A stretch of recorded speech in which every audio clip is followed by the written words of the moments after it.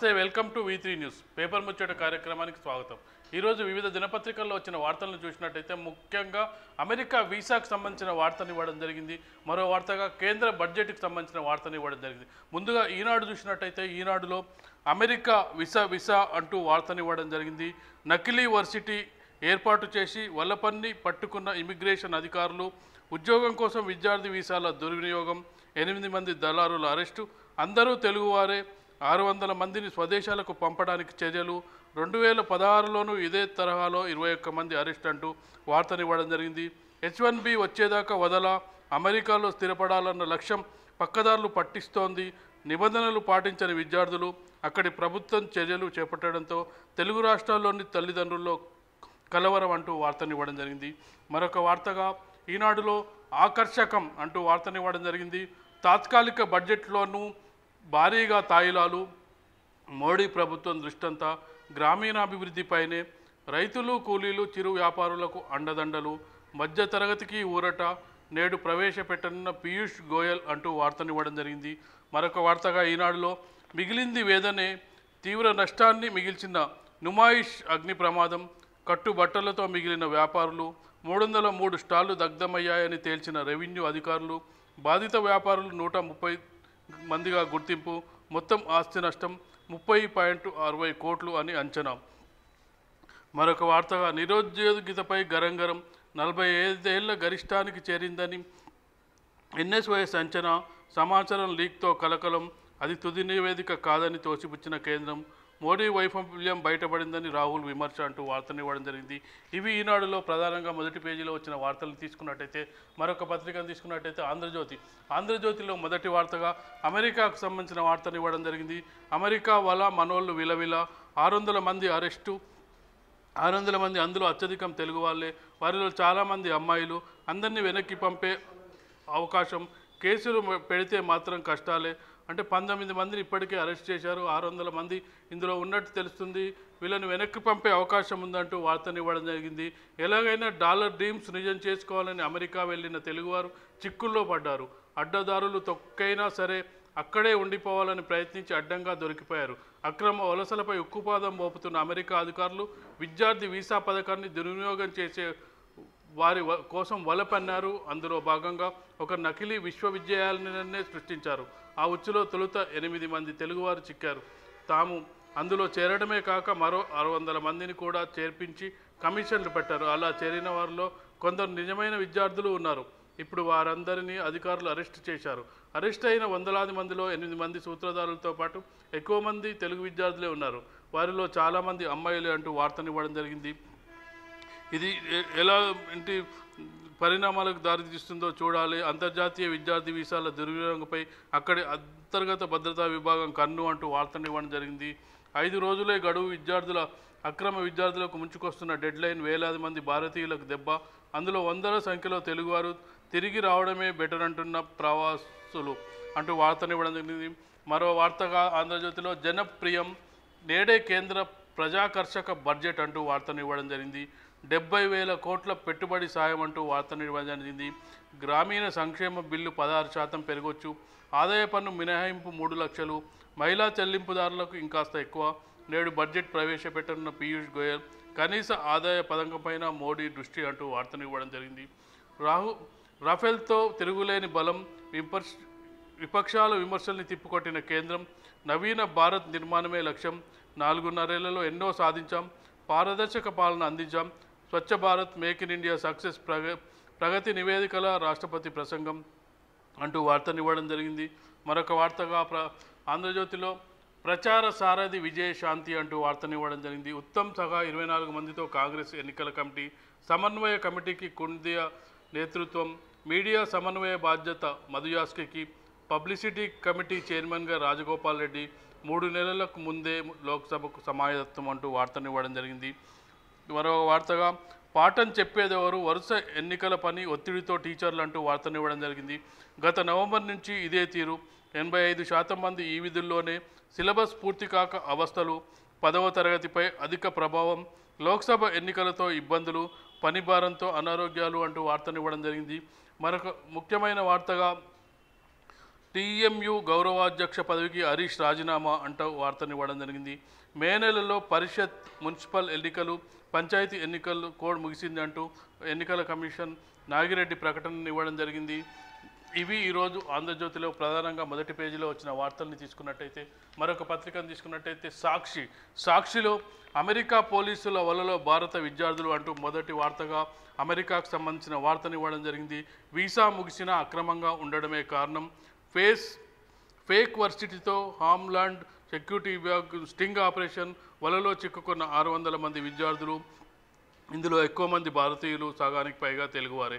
8 మంది తెలుగు విద్యార్థుల అరెస్టు, అభియోగం రుజువైతే 5 ఏళ్ల జైలు శిక్ష, న్యాయసాయానికి సిద్ధమైన తెలుగు సంఘాలు అంటూ వార్తనివ్వడం జరిగింది. ఇందులో అరెస్ట్ అయిన వాళ్ళ పేర్లు కూడా ఇవ్వడం జరిగింది. అరెస్ట్ అయిన వాళ్ళు వీరే అంటూ Bharat Kakireddy Florida, Suresh Kandala Virginia, Phanideep Karnatik Kentucky, Prem Rampisa ఉత్తర Carolina, Santosh Reddy Sama California, Avinash Takkellapalli Pennsylvania, Ashwanth Noone Georgia, Naveen Pattipati Texas అంటూ అంటే వాళ్ళ వివరాలు పేర్లు కూడా ఇవ్వడం జరిగింది. దీనికి సంబంధించి ప్రభుత్వం కూడా ఏదైనా చర్యలు తీసుకుంటుందేమో ఆలోచించాల్సిన అవసరం ఉంది. మరొక వార్తగా ఎన్నికల బడ్జెట్ అంటూ నేడు మధ్యంతర బడ్జెట్ ప్రవేశపెట్టిన గోయల్ అంటూ వార్తనివ్వడం జరిగింది. రాష్ట్రపతి ప్రసంగం ఉభయ సభలను ఉద్దేశించి ప్రసంగం సంబంధించిన వార్తనివ్వడం జరిగింది. కొత్త ఆశల దిశగా ఎన్డీఏ విజయాలను కొనియాడిన రాష్ట్రపతి కోవిద్ అంటూ వార్తనివ్వడం జరిగింది. మరొక వార్తగా సాక్షిలో జగన్ను చంపడమే శ్రీనివాసరావు లక్ష్యం, ప్రత్యేక కోర్టు ముందు ఐఎన్ఏ ఛార్జిషీట్ దాఖలంటూ వార్తనివ్వడం జరిగింది. మరొక వార్తగా 1,00,000 మంది టెట్అవుట్, గత ఏడాది జూలైతో ముగిసిన 2011 టెట్ వ్యాలిడిటీ, జనవరి 8తో 2012 టెట్ వ్యాలిడిటీ కూడా గోవింద, అగమ్య గోచరంగా 1,00,000 మంది అభ్యర్థుల భవితవ్యం ఇప్పటికిప్పుడు నోటిఫికేషన్ వస్తే వీరంతా అనర్హులే. 7 ఏళ్ల వ్యాలిడిటీకి నిబంధన కారణంగానే ఈ దుస్థితి. త్వరలో గురుకులాలు, స్కూల్ టీచర్ల పోస్టుల భర్తీకి నోటిఫికేషన్లు, అభ్యర్థుల ఆందోళన అంటూ వార్తనివ్వడం జరిగింది. అంగడి ఆగమాగం, ఆందోళనతో అట్టుడికిన ఎగ్జిబిషన్ గ్రౌండ్, ఎగ్జిబిషన్ సొసైటీ పాలక మండలిపై బాధితుల ఆగ్రహం, మహమ్మద్ అలీ ఈటల గౌరవ్, పోలీసుల లాఠీచార్జీ, 60,000 కోట్ల మేర నష్టమని అంచనా, బాధితులకు తక్షణ సాయంగా 10,000 నగదు, 25,000 చెక్కు అంటూ వార్తనివ్వడం జరిగింది. అక్టోబర్లో దుర్గం కేబుల్ బ్రిడ్జ్ అంటూ ఒక వార్తనివ్వడం జరిగింది. ఇవి సాక్షిలో మొదటి పేజీలో వచ్చిన వార్తల్ని తీసుకున్నట్టయితే, మరొక పత్రికను తీసుకున్నట్టయితే ఆంధ్రప్రభలో మొదటి వార్తగా అమెరికా వార్తనివ్వడం జరిగింది.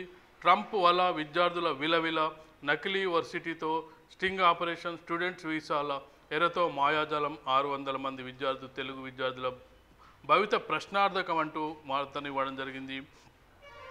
మరొక వార్తగా ఉత్తమ పార్లమెంటేరియన్ కల్వకుంట కవిత అంటూ అవార్డు స్వీకరణకు సంబంధించిన వార్తనివ్వడం జరిగింది. మరొక వార్త బడ్జెట్కి సంబంధించిన వార్త, మధ్యంతర బడ్జెట్ బ్రహ్మాస్త్రం, కొత్త పథకాల ప్రకటన, రైతు బంధు, నిరుద్యోగ భృతి లేదంటే కనీస ఆదాయ పథకమా, ఐటీ పరిమితి 5 లక్షల రూపాయలకు పెంపు, మోడీ బడ్జెట్పై కోటి ఆశలు, నేడు పార్లమెంట్లో ప్రవేశపెట్టనున్న పీయూష్ గోయల్ అంటూ వార్తనివ్వడం జరిగింది. మరోవైపు స్టేట్ బడ్జెట్కి సంబంధించిన వార్తను కూడా ఇవ్వడం జరిగింది. ఓటాన్ బడ్జెట్ లెక్కలు రెడీ, కేంద్ర బడ్జెట్ చూశాక నిర్ణయించుకోనున్న సీఎం, నేడు ఉన్నత స్థాయి సమీక్ష, 6 లేదా 8 మాసాలకు పద్దు, 2 ప్రతిపాదనలు సిద్ధం, కేటాయింపులపై ఉత్కంఠను వార్తనివ్వడం జరిగింది. మరొక వార్తగా లోక్సభ సమరానికి కాంగ్రెస్ రెడీ అంటూ వార్తనివ్వడం జరిగింది. కమిటీలను ప్రకటించిన ఏఐసిసి, 37 మందితో ఎన్నికల కమిటీ, సమన్వయకర్తగా కుంతియా, క్యాంపెయినింగ్ చైర్మన్ విజయశాంతి, పబ్లిసిటీకి కోమటిరెడ్డి రాజగోపాల్ రెడ్డి, మధుయాస్కి దాసోజులకు మీడియా బాధ్యతలు అప్పగింత అంటూ వార్తనివ్వడం జరిగింది. ఇవి ఆంధ్రప్రభలో మొదటి పేజీలో వచ్చిన వార్తల్ని తీసుకున్నట్టయితే, ఈ వార్తలపై విశ్లేషణ కొనసాగించే ముందు ఇప్పుడు ఒక చిన్న బ్రేక్ తీసుకుందాం. ఇప్పుడు ఒక చిన్న బ్రేక్.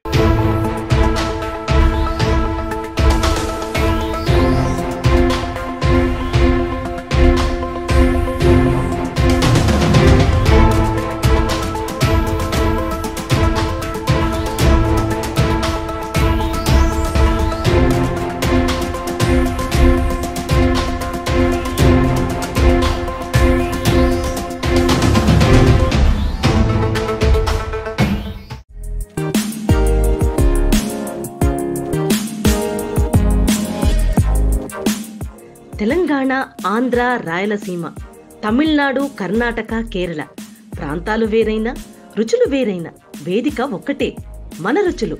త్వరలో మన V3 న్యూస్ ఛానల్లో.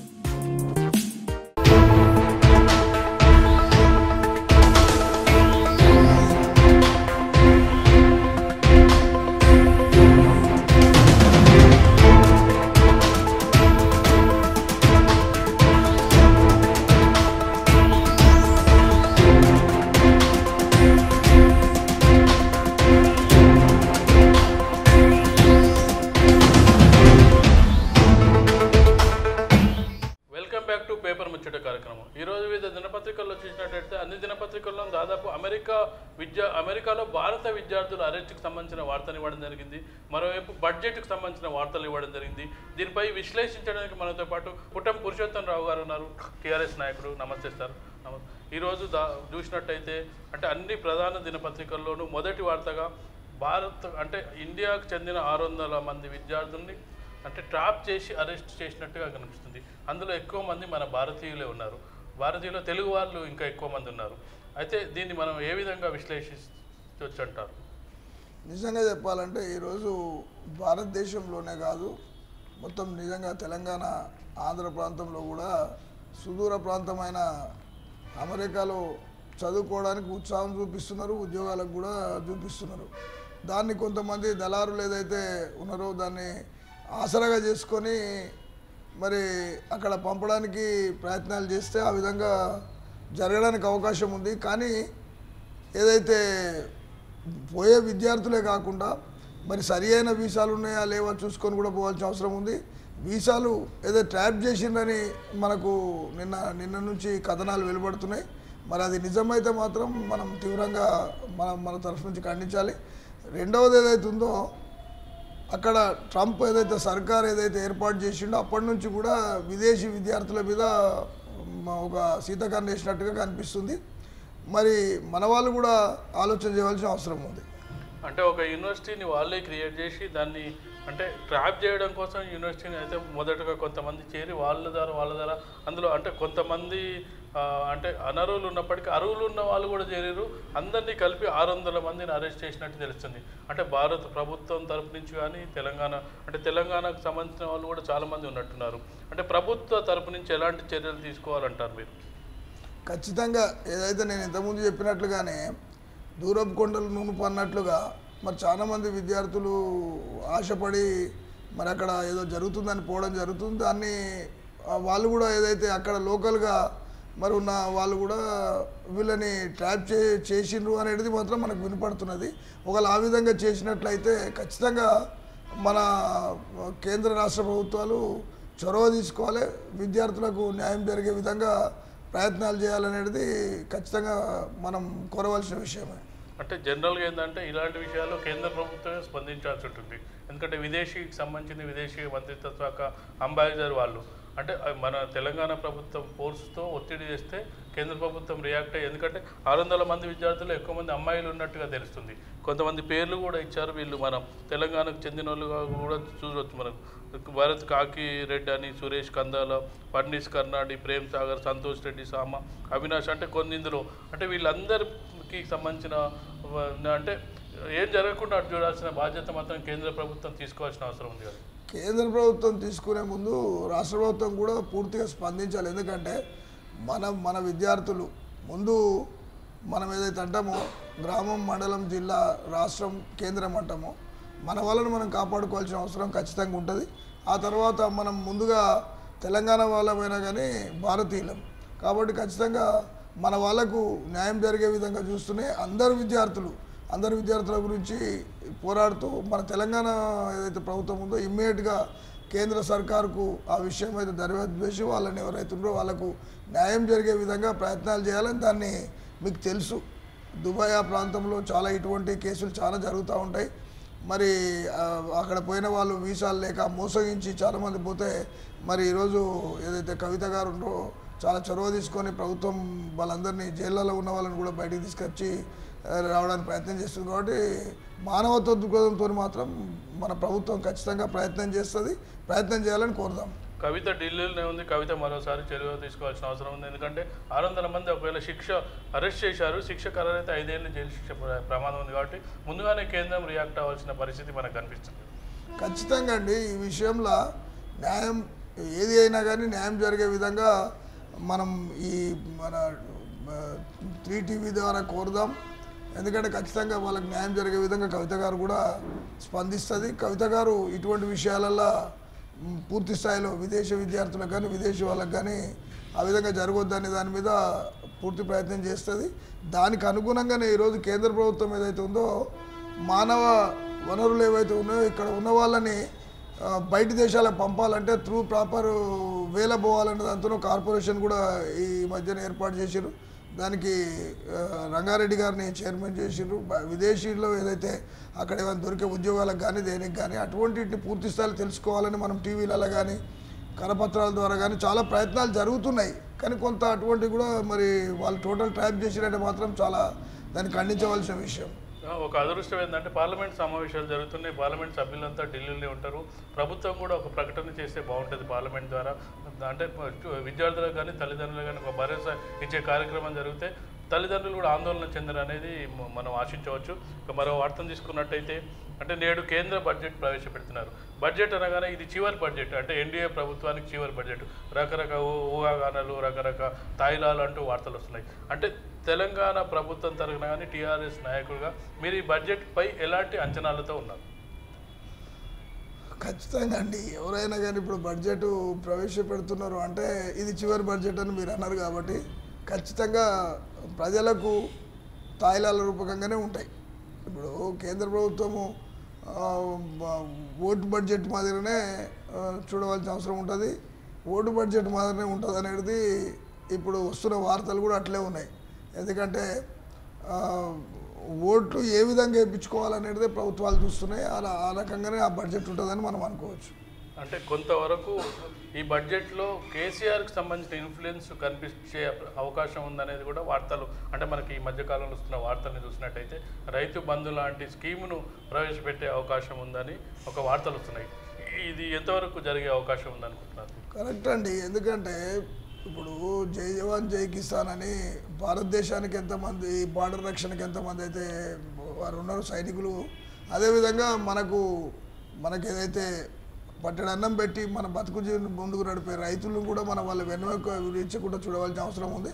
అందులో కేసీఆర్ గారు నిజంగా చెప్పాలంటే కేసీఆర్ గారు తొలిగా ఆయన రైతు కాబట్టి ఆయన రైతుల విషయాలు తెలుసు కాబట్టి ఏదో రుణమాఫీలతోని కాకుండా వాళ్ళని వాళ్ళ కాళ్ళ మీద నిలబడే విధంగా ఆయన ప్రయత్నం చేసిండు. ఆ ప్రయత్నాన్ని చాలా మొత్తం భారతదేశంలో ఉన్న అన్ని రాష్ట్రాలు స్వాగతిస్తూ ఉన్నాయి. ఆ విధంగానే కేంద్ర ప్రభుత్వం స్వాగతిస్తే పూర్తి భారతదేశంలో వస్తుంది. మరి ఏదైతే బిజు పట్నాయక్ కానీ వరిష్ఠా కానీ ఆ తర్వాత నిన్న మొన్న ప్రకటనలు వస్తూ ఉన్నాయి మన చంద్రబాబు నాయుడు గారు ఆంధ్రప్రదేశ్ ప్రభుత్వం కానీ చాలా ప్రభుత్వాలు కూడా ఈయనను ఆదర్శంగా తీసుకొని చేయాలనుకుంటున్నారు. అందులో భాగంగానే బడ్జెట్లో కూడా ఈ కేసీఆర్ గారు తీసుకునే సక్సెస్ఫుల్గా మొన్న ఎన్నికలలో ఆయన బడ్జెట్ ఏదైతే ప్రజలకు అందుతుందో లబ్ధి అందుతుందో దాని మీద అయింది కాబట్టి ఆయన ఆదర్శంగా తీసుకోవడానికి అవకాశం ఉంది అనేది మీరు చెప్పినట్లుగా అవకాశం ఉంది. అంటే స్కీములు అనేవి నిజం చెప్పాలంటే కేసీఆర్ పెట్టిన స్కీములన్నీ సక్సెస్ అయినాయని చెప్పొచ్చు. ఇప్పటివరకు జరిగిన స్కీములు రైతు బంధు కానీ లేదంటే పెన్షన్లు కానీ పెట్టుబడి సాయం ఇవన్నీ. అయితే రాహుల్ గాంధీ కూడా ఒక కనీస ఆదాయ పథకం అని పెట్టిండు. అది ఎంతవరకు సక్సెస్ అయ్యే అవకాశం ఉందనుకుంటున్నారు మీరు? కనీస ఆదాయం అనేది చాలా స్కీమ్స్ ఉన్నాయండి. సెల్ఫ్ ఎంప్లాయిడ్ స్కీమ్స్ ఇంతకుముందు చాలా స్కీమ్స్ని కూడా పెట్టిండ్రు. చాలా స్కీమ్స్ అంటే వొకేషనల్ ట్రైనింగ్స్ అని, దాని ద్వారా ట్రైనింగ్ తర్వాత ఉద్యోగాలని, అవన్నీ మాకు తెలిసినంత మటుకు అటువంటివి సక్సెస్ కాలేదు. ఎందుకంటే ట్రైనింగ్ ఇచ్చిన తర్వాత ఏదో ఉద్యోగం అని చూపించి చాలా ఇన్స్టిట్యూషన్స్ బోగస్ ఇన్స్టిట్యూషన్స్ కూడా చాలా వచ్చి ప్రయత్నం చేసినా మరి ఆయన దాన్ని ఏ విధంగా చేస్తాడో తెలియదు. కానీ కేసీఆర్ గారు చేసిన దాంట్లో కొంత నిజంగా చెప్పాలంటే మాలాంటి వాళ్ళకు కూడా ఒకసారి అపోహ అనిపించింది. ఏదైతే మన షాదీ ముబారక్ కానీ కళ్యాణ లక్ష్మి కానీ, నిజంగా చెప్పాలంటే షాదీ ముబారక్ కళ్యాణ లక్ష్మి అనేది మనకు బయటికి కనిపిస్తుంది వాళ్ళకేదో ఆర్థిక సాయం చేస్తుండని, దాంతో ఏదైతే బాల్య వివాహాలు ఆగిపోయినాయి. పర్సంటేజ్ ఆఫ్ బాల్య వివాహాలు టోటల్గా 18 years తర్వాతనే మనము 1,116,000 ఇస్తాం కాబట్టి దాంతో బాల్య వివాహాలు చాలా తగ్గుదలకు వచ్చినాయి. బాల్య వివాహాలు చిన్న చిన్న ఎస్టీలలో కానీ ఎస్సీలలో కానీ కొన్ని కులాలలో బాల్య వివాహాలు ఉండే. అటువంటివి రిజల్ట్ ఓరియంటేషన్ ప్రోగ్రామ్స్ ఉన్నాయి. దిక్కు ఓట్ల అని చాలామంది ఓట్లకు చెప్తున్నా రిజల్ట్ ఓరియంటేషన్. అదేవిధంగా పాప ఏదైతే మనకు కేసీఆర్ కిట్ ఇటువంటివి ఏవైతే ఉన్నాయో చాలా మటుకు వాళ్ళు ప్రైవేట్ హాస్పిటల్స్ పోయేవాళ్ళు.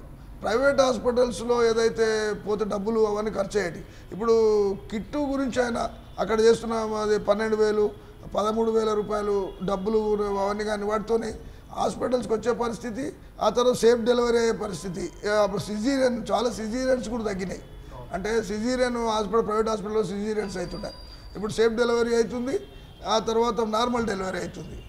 ఆ సంఖ్యని మనకు చూపించడం జరిగింది. అట్లా ఆ స్కీమ్స్ అట్లా ఉన్నాయి కాబట్టి వాటిని అందరూ కూడా ఆలోచనగా తీసుకుంటారు. అంటే ఒకటి ఏంటంటే ప్రభుత్వం ప్రవేశపెట్టే పథకాలు ఓట్ల కోసం పెట్టినప్పటికీ జనాలకు ఎంతవరకు అవసరం అనేది కూడా అంటే పార్టీలు ఆలోచించాల్సిన అవసరం ఉంది. ఆ దిశగా కేసీఆర్ ప్రయత్నాలన్నీ సఫలమయ్యాయి అనుకోవచ్చు. కేంద్ర ప్రభుత్వాల్లో ఉన్న ఎన్డీఏ కానీ యూపీఏ కానీ ఆ దిశగా ఎలా అడుగులు వేస్తారనేది ప్రశ్న. ఇప్పుడు అది ఒకవేళ వాళ్ళు ప్రవేశపెట్టి వాటిని చేసినట్లయితే రాష్ట్రాలకు కూడా ఇంకా జర ముందుకు పోవడానికి అవకాశం ఉంది. ఈరోజు వరకు రాష్ట్ర బడ్జెట్ నుంచే ఈ స్కీమ్స్ అన్నీ చేయడం జరిగింది. కేంద్ర ప్రభుత్వము పెట్టే వాటిని వాళ్ళు చేస్తే సబ్సిడైజ్ అవుతాయి. ఎందుకంటే మళ్ళా డబుల్ కేంద్ర ప్రభుత్వం దాని రైతు స్కీమ్ అని వీళ్ళదని ఏమి ఇయ్యరు. త్రూ ప్రాపర్ ఛానల్ రాష్ట్ర ప్రభుత్వం ద్వారానే వస్తాయి కాబట్టి ఒక వెసులుబాటు వస్తుంది. ఇంకో కొత్త స్కీమ్స్ కొత్త వాటి మీద బడ్జెట్ని వేరే డెవలప్మెంటల్ యాక్టివిటీస్ మీద కూడా పెట్టుకోవడానికి అవకాశం వస్తుంది. ఒకవేళ కేంద్ర ప్రభుత్వం అటువంటి ఆలోచనలు చేసి కేసీఆర్ గారు చేస్తున్న పథకాల మీద రిజల్ట్ ఓరియంటెడ్ పథకాలు కాబట్టి రిజల్ట్ వచ్చింది అనే దాంతో వాళ్ళు చేస్తున్నారు. రిజల్ట్ రాకపోతే ఓట్ బడ్జెట్ ఏదో ఓట్ల గురించి చేస్తున్న బడ్జెట్ అయితే ఈరోజు అన్ని రాష్ట్రాలు ఆ విధంగా స్పందించబోతున్నాయి. అందుకని వీళ్ళకి వెసులుబాటు దొరుకుతుంది వాళ్ళ కేంద్ర ప్రభుత్వం అటువంటి స్కీమ్స్లలో ముందుకు వస్తాయి. అంటే రాష్ట్రం కూడా బడ్జెట్ ఏ విధంగా ఉంటుంది అంటే మన బడ్జెట్కు అంటే న్యాయం జరగట్లేదని మన ఎంపీలు అంటే మొదటి నుంచి కోరుతున్నారు. కేంద్ర బడ్జెట్లో మాకు సరైన వాటా తగ్గట్లేదు, విభజన హామీలు ఏం నెరవేర్లేదని. ఈ చివరి బడ్జెట్లోనైనా విభజన హామీలు నెరవేరే అవకాశం ఉందంటారు. మన ఈ చివరి బడ్జెట్లో వాళ్ళు ఎవరు కూడా అంత ఎలాబరేట్ దృక్పథంతో చూస్తారని అనుకోవడానికి అవకాశం లేదు. ఎందుకంటే వాళ్ళకి ఏ విధంగా రేపు లబ్ధి చేకూరుస్తుందనే స్కీమ్స్కే పోతారు కానీ లేకుంటే ఈ విభజన హామీలని అమలు పరచాలి దాని మీద రాకపోయవచ్చు. ఏదేమైనా మనం అన్ని బడ్జెట్లు చూస్తూ ఉన్నాం. అన్ని బడ్జెట్లలో నార్త్కు సౌత్కు చూసుకున్నట్లయితే సౌత్కు కొద్దిగా సౌత్ తల్లి ప్రేమనే చూపిస్తున్నారు అనేది మనకు తెలుసు. అందులో భాగంగానే మొత్తం స్కీమ్స్ మీద మనకు ఏదైనా చేస్తారని కాదు. కానీ మీరు ఇంతకుముందు అన్నట్లు ఏవైతే ప్రజాకర్షణ స్కీమ్స్ వాళ్ళు ప్రవేశపెడితే వాటి ద్వారా కొద్దిగా మనకు లబ్ధి చేకూరి డబ్బులు కొన్ని వెసులుబాటు అయ్యే పరిస్థితి ఉంటుంది. వాళ్ళు ఆ స్కీమ్స్కే ఇచ్చినారనుకోండి, అదే స్కీమ్స్ మీద రైతు బంధు పథకం మీద స్కీమ్స్ ఇచ్చినారనుకోండి, ఆ బడ్జెట్ కొంచెం మనం వేరే దగ్గర మళ్ళీ ఇచ్చడానికి అవసరం. మన బడ్జెట్లోకి వెళ్ళి ఇస్తున్నాం కాబట్టి అందుకనే ఎప్పుడు కూడా కేంద్ర ప్రభుత్వం బడ్జెట్ పెట్టిన తర్వాత రాష్ట్ర ప్రభుత్వాలు వస్తాయి, దాన్ని ఆసరా చేసుకొని బడ్జెట్ ప్రవేశపెడతాయి. రైతు బంధు రైతుకు సంబంధించిన సాయం కేంద్ర స్థాయిలో వచ్చినట్టయితే రాష్ట్రానికి ఖచ్చితంగా ఉపయోగం జరుగుతుంది. అంటే మన రాష్ట్రానికి స్పెషల్గా ఉపయోగం, ఎందుకంటే రాష్ట్ర ప్రభుత్వం రైతుల మీద చాలా పెట్టుబడి పెడుతుంది కాబట్టి అంతా కొంత షేరు కేంద్ర ప్రభుత్వానికి వచ్చే అవకాశం ఉంది. అట్లా అది మరొక వార్తను తీసుకున్నట్టయితే కాంగ్రెస్ పార్టీ లోక్సభ ఎన్నికలకు సిద్ధమైనట్టు కనిపిస్తుంది. ప్రచార కమిటీ చైర్మన్గా విజయశాంతిని అపాయింట్ చేయడం జరిగింది, కొన్ని పోస్టులను ఇవ్వడం జరిగింది. అంటే మొన్నటి వరకు ఈవీఎంల మీద దోషేసారు. అసెంబ్లీ ఎన్నికల్లో ఈవీఎంల వల్లనే వాళ్ళు గెలిచారన్నారు, ఈవీఎంలను ఎత్తేయాలన్నారు. తీరా చూస్తే పంచాయతీ ఎలక్షన్లో కూడా వాళ్ళు పెద్ద పెర్ఫామ్ చేయలేదు. పంచాయతీ ఎలక్షన్లు బడ్జెట్ మన బ్యాలెట్ ద్వారా జరిగినాయి. అంటే ఇప్పుడు మాట్లాడడానికి లేదు. అంటే ఇప్పుడు మనం అంటే కాంగ్రెస్ పార్టీ వ్యూహం ఎలా ఉండబోతుందని మీరు అనుకుంటున్నారు? ఏం వ్యూహం ఉంటుందండి, ఆడరాక మధ్యలో కూడా అన్నట్టుగా వాళ్ళు మొన్న ఆడిందంతా ఫెయిల్యూర్ ఆట. వాళ్ళు చాలా చెప్పారు. మొత్తంగా మేము అసలు ఏ రోజు ముహూర్తాలు కూడా పెట్టుకున్నారు, ముఖ్యమంత్రులు అందరూ తయారై కూర్చున్నారు. ఆ తర్వాత ఇప్పుడు కూడా ఏంటంటే మళ్ళీ ఏదో కొత్త కలర్ అవే కమిటీలనే ఇక్కడక్కడ మార్చి మళ్ళీ కొత్త ముఖాలను చూపించేసి మేము ఏదో మళ్ళీ కమిటీలు వేసినామంటారు. ఆ కమిటీలు వేసిన తర్వాత ఈరోజు కమిటీలు వచ్చినాయి, రేపటి నుంచి మళ్ళీ షురువు అవుతుంది. నాకు అది ఇవ్వలేదని, నాకు ఇది ఇవ్వలేదని. వాళ్ళు ఎటువంటి కమిటీలు వేస్తారంటే రాజగోపాల్ రెడ్డి గారిని 2 సార్లు షోకాజ్ నోటీసులు ఇచ్చి సస్పెండ్ చేసే పరిస్థితి ఉన్న రాజగోపాల్ రెడ్డిని తెచ్చి ఆయనకు కూడా ఏదైతే పబ్లిసిటీ కమిటీ అదేదో పబ్లిసిటీ కమిటీ చైర్మన్ అంటే అటువంటి వాళ్ళనే అది ఉంటుంది. అంటే వాళ్ళకి ఎక్కడ కూడా విలువలు లేవు, విలువలు ఉన్నా కానీ వాళ్ళు మళ్ళీ కూడా పర్ఫార్మెన్స్ అట్లనే ఉంటుంది. ఖచ్చితంగా వాళ్ళు వేసిన వాళ్ళ దాంట్లోకి వెళ్ళి మళ్ళీ లూకలు స్టార్ట్ అవుతాయి. అసలు వాళ్ళ దాంట్లో వాడు అంటాడు, వీడు అంటాడు, నాకు ఇవ్వలేదంటాడు, నీకు ఇవ్వలేదంటాడు. వాళ్ళ పరిస్థితి అంతా వాళ్ళు ఇప్పుడు మాత్రం ఎటువంటి వాళ్ళ పర్ఫార్మెన్స్ లోకసభ ఎన్నికలలో మాత్రం చూపించే పరిస్థితి లేదు. ప్రజలంతా ఒకవైపు అయ్యారు. కంటిన్యూ ఎలక్షన్స్ ఉన్నాయి. మీరు చూడండి, వాళ్ళు ఈవీఎంల మీద మాట్లాడారు. ఈవీఎంలు ఇప్పుడు బ్యాలెట్ ద్వారా జరిగినాయి. బ్యాలెట్ ద్వారా జరిగితే ఇప్పుడు ఏం మాట్లాడతారు? బ్యాలెట్ ద్వారా కూడా సేమ్ పర్ఫార్మెన్స్, దానికన్నా మెజార్టీ ఓట్లతోని సర్పంచ్లు వచ్చి ఇప్పుడు అది చెప్పడానికి లేదు. దాని తర్వాత మళ్ళీ ఇప్పుడు ఎంపీపీ ఎలక్షన్స్ వస్తాయి. ఎంపీపీ ఎలక్షన్స్, జెడ్పీటీసీ ఎలక్షన్స్ ఆ తర్వాత స్టార్ట్ అయినాయి, నోటిఫికేషన్ వస్తుంది. ఇవన్నిటిని చూపించుకుంటూ పోయి ఒక ట్రైన్డ్ మేనర్గా నిజంగా కేసీఆర్ గారిని మనం ఈ విషయాలలో ఆయన ఎంత మేధావి అనేది చాలా అర్థం చేసుకుంటే అసలు అర్థమవుతుంది. ఆయన ముందు ప్రిపోండ్ ఎలక్షన్స్కి వచ్చినప్పుడు చాలామంది వేరే ఆలోచన చేశాడు. ఆయన లోకసభ ఎన్నికకు ట్రైండ్ అవుతున్నారు, ఓటర్స్ ట్రైన్ చేస్తున్నాడు. అసలు అసెంబ్లీ పంచాయతీ తర్వాత ప్రజా పరిషత్, ఆ తర్వాత కోఆపరేటివ్, ఇవన్నీ మధ్యన జరిపిస్తాడు. కోఆపరేటివ్ ఎలక్షన్స్ కూడా జరిపిస్తాడు. ఇవన్నీ జరిపించాక పార్లమెంట్ వస్తుంది. పార్లమెంట్కి అంతా ప్రజలంతా ప్రిపేర్ అయి ఉంటారు. రోజు ప్రజలలో ఉన్నట్టే ఉంటారు, ప్రజలతో సంబంధాలు ఉంటాయి. కాబట్టి ఖచ్చితంగా వీళ్ళ పర్ఫార్మెన్స్ కాంగ్రెస్ పర్ఫార్మెన్స్ ఉంటుంది. అంటే జిల్లా పరిషత్ ఎన్నికలు ఇప్పుడు అయ్యే అవకాశం లేనట్టు కనిపిస్తుంది. అంటే మన జిల్లాలకు సంబంధించిన పూర్తి క్లారిటీ రాలేదు కదా ఇప్పటివరకు. అట్లేం లేదు. ఎందుకంటే మనకు తెలిసిన విషయం కేసీఆర్ గారు ఏంటంటే మున్సిపాలిటీస్ని నోటిఫికేషన్స్ ఆల్రెడీ ఇచ్చినారు.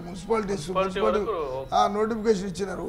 అయితే పరిషత్ ఎన్నికలకి ఏమి ఉండదు. అది అంటే వీళ్ళు ఆడేదాన్ని బట్టి నాకు తెలిసినంత మటు ఖచ్చితంగా బిఫోరే జరుగుతాయని నేను అనుకుంటున్నా. జరగడానికి ఆస్కారం కూడా ఉంది. అంటే జిల్లాలకు సంబంధించి మరొక 2 జిల్లాలు ఏంటి, దానికి సంబంధించిన నోటిఫికేషన్ అంటే కేంద్ర ప్రభుత్వం నుంచి గెజిట్ రావాల్సిన అవసరం ఉంది కదా. అదే ములుగు, మా తర్వాత నారాయణపేట ఏదో దాని గురించి వాళ్ళు పెట్టినారు. దాన్ని అవసరం అనుకుంటే ఒకవేళ దాన్ని రాదు, దాని మీద మన ఊహాగానాలు ఎవరు ఇప్పుడు మన పత్రికలు చేస్తున్న ఊహాగానాలు ఏదైతే ఉన్నాయో 2 ఉన్నాయి కాబట్టి కాకపోయిండొచ్చు అని ఉన్నది. కానీ ఈరోజు కొన్ని పత్రికలలో ఆల్రెడీ ఎన్నికలకు సమాయత్తమవుతామనే పరిస్థితులలో ఉన్నది. అంటే పార్లమెంట్ ఎన్నికలు, లోక్సభ ఎన్నికలకు ముందే మున్సిపల్ పరిషత్ ఎన్నికలు అయ్యే అవకాశం. అందుకనే మనకున్న పరిస్థితులలో పార్టీ ఆలోచన విధానం కూడా ముందే జరిపేసుకుంటే పార్లమెంట్ ఎన్నికలతో ఎటువంటి ఎన్నికల వాతావరణం ఉండకుండా ప్రజలు స్వేచ్ఛగా 5 సంవత్సరాలు ఇక హాయిగా ఉంటారు. అంటే మొత్తం టోటల్ కంప్లీట్ చేసుకుంటున్నాడు. టోటల్ కంప్లీట్ చేసుకుంటే ఇక మళ్ళీ అప్పుడు ఎలక్షన్, ఇప్పుడు ఎలక్షన్ల 3 పోయి ప్రజలు అభివృద్ధి వైపు వస్తారు అనేది కేసీఆర్ గారి లక్ష్యం. అందుకని ఆ లక్ష్యం దిశనే ప్రయాణిస్తాడు. ఒక విధంగా చెప్పాలంటే ఇప్పుడు మనకు అక్టోబర్లో స్టార్ట్ అయినాయి అసెంబ్లీ ఎన్నికలు, తర్వాత సర్పంచ్ ఎలక్షన్స్, తర్వాత మున్సిపల్, తర్వాత కోఆపరేటివ్ ఎన్నికలు, తర్వాత ఎంపీ ఎన్నికలు, తర్వాత ఒకవేళ పోస్ట్ పోయినా కానీ మున్సిపల్. అంటే ఈ 6 నెలలు 8 నెలల్లో మొత్తం ఎన్నికలన్నీ ఇంకా మరో ఎన్నిక అనేది లేకుండా అయిపోతుంది ఈ ఇయర్తో అయిపోతాయి. ప్రజలు కూడా ఒక మూడు వచ్చేస్తుంది, అభివృద్ధి వైపు ఉంటారు. మళ్ళీ ఎన్నికల మూడు అనేది ఉండదు. ఎన్నికల మూడు లేకుండా ఉండాలనేది కేసీఆర్ గారి లక్ష్యం. ఖచ్చితంగా ఆ లక్ష్యం దృష్టిని పయనిస్తాడు. మళ్ళీ వీడు ఎటువంటి ఆపుకొని మళ్ళీ 6 నెలలకు పెట్టుకొని మళ్ళీ వాళ్ళని ఆ మూడులో తీసుకుపోయి ప్రజలు కూడా ఏమన్నా జనరల్గా ఊర్లలో అంటే ఏడా కానీ చెరువు కావచ్చు, ఏది కావచ్చు, నీళ్ళు బాగా అలలు కొడతాయి. ఒకసారి ప్రశాంతమైన తర్వాత చాలా నీట్గా ఉంటుంది. గ్రామాలలో కూడా కక్షలు, కార్పుణ్యాలు, ఇప్పుడు గ్రామ పంచాయతీ ఎన్నికల్లో కక్షలు పెరిగినాయి. ఇమ్మీడియట్ మున్సిపల్ చేసి అవి ఉండనియండి. ఆ తర్వాత ఎలక్షన్ జరుగుతాయి. తర్వాత ఇక 5 సంవత్సరాలు మళ్ళీ కలవడానికి అవకాశం ఉంటుంది. అందుకు మనం అనేది ఏంటంటే ఇక జరిగిన వీటిని మళ్ళీ 6 నెలలు ఆపి మళ్ళీ వాటిని మళ్ళీ పెడితే మళ్ళీ ఊర్లలో మళ్ళీ ఉంటుంది. అందుకని అట్లా నాయకులు కూడా అట్నే ఆలోచన చేస్తారు. థ్యాంక్ యూ పురుషోత్తం గారు, ఈరోజు V3 న్యూస్కి వచ్చి మీ అభిప్రాయాలు చెప్పేందుకు. ఇది V3 న్యూస్ పేపర్ ముచ్చట కార్యక్రమం. తిరిగి రేపటి కార్యక్రమంలో కలుసుకుందాం. అంతవరకు సెలవు, నమస్కారం.